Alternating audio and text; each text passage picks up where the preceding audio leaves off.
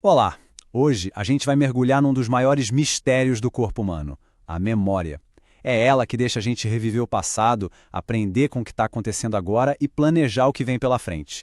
Então, vamos descobrir juntos como é que o nosso cérebro consegue fazer essa mágica. Alguém aí já parou para pensar nisso? É uma coisa bem maluca, né? Esse paradoxo é o que dá o pontapé inicial na nossa exploração de hoje. A verdade é que a memória não é falha, ela é incrivelmente seletiva e complexa. E a gente vai entender direitinho o porquê. Resumindo, a memória não é só um arquivo de lembranças, tipo um baú velho. Pensa nela como um sistema biológico superativo e dinâmico. É, na real, a ferramenta que o cérebro usa para aprender, se adaptar e construir quem a gente é. Ok, tudo começa aqui. Antes de virar um pensamento ou uma daquelas lembranças que duram para sempre, toda memória nasce como uma simples sensação, sabe? Algo que a gente vê, ouve ou sente. Vamos seguir essa jornada passo a passo. Olha só esse caminho inicial. A informação dos nossos sentidos é capturada.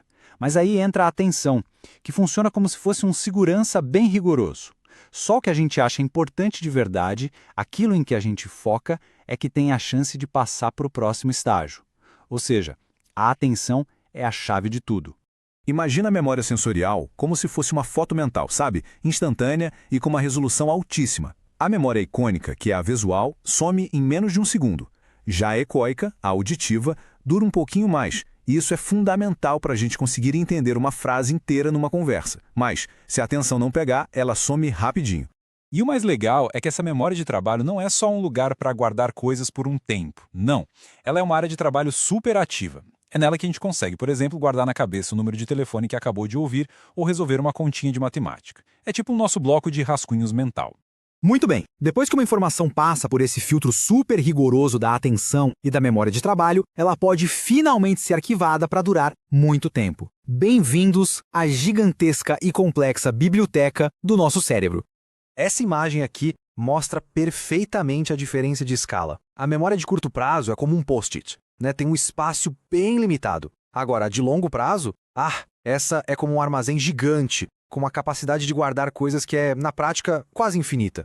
E dentro dessa biblioteca enorme, as memórias são organizadas em prateleiras diferentes. A memória episódica, por exemplo, guarda as nossas experiências pessoais, tipo o primeiro dia de aula.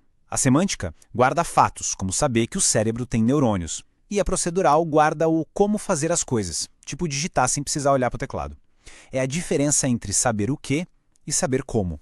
A gente já viu a jornada e os tipos de memória. Mas o que faz uma memória grudar de vez? A resposta está em algumas áreas-chave do cérebro e em processos que acontecem até enquanto a gente dorme. Deem uma olhada no hipocampo. Se a memória de longo prazo é a biblioteca, o hipocampo é o bibliotecário-chefe. Ele não guarda os livros para sempre, mas é ele que organiza, cataloga e indexa as informações novas, principalmente as memórias de episódios e de fatos, antes de mandar elas para serem guardadas em outras partes do cérebro. Um trabalho essencial. E bem do ladinho do hipocampo, a gente tem a amígdala. Pensa nela como se fosse um marca-texto fluorescente. Sabe aqueles eventos com uma carga emocional muito forte, seja de alegria ou de medo? Então, eles são destacados pela amígdala.